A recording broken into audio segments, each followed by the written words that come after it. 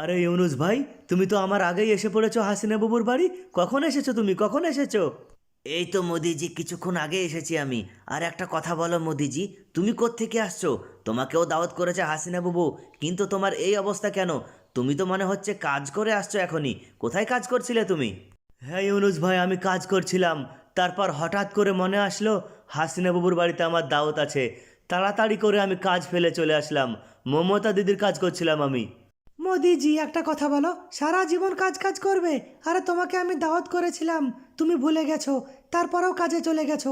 তুমি একা মানুষ, তোমার খাবে কে? দিন রাত শুধু মেহনত করো তুমি। তাড়াতাড়ি করে এখন ফল ফ্রুটগুলো কাটাকাটির ব্যবস্থা করো, এখনই আজান শুরু হয়ে যাবে। ঠিকই বলেছো হাসিনা বাবু, একদম ঠিক কথা বলেছো। আমাকে দেখো আর মোদিজিকে দেখো, মনে হচ্ছে মোদিজি আমার থেকে বুড়ো হয়ে গেছে। আরে আরে ইউনুস ভাই, তুমি এই কথাটা বলবা না, এই কথাটা বলবা না। সব বলবা কিন্তু বুড়ো বলবা না, ঠিক আছে? হাসিনা বাবু, তুমি কি করছো এখন?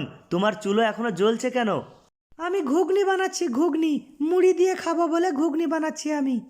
আরে ঘুগনির কি দরকার? এতগুলো ফল ফ্রুট আছে, কলা আছে, লেবু আছে, আপেল আছে, পেয়ারা, তারপর মাংস আছে দেখছি, বহুত কিছু আছে।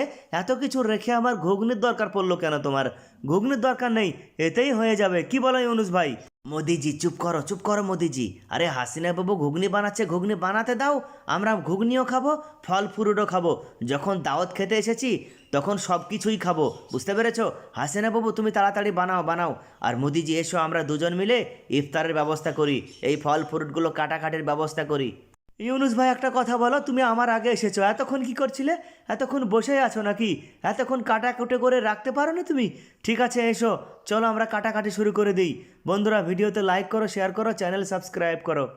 ভিডিওটি ভালো লাগলে চ্যানেলটিকে সাবস্ক্রাইব করুন।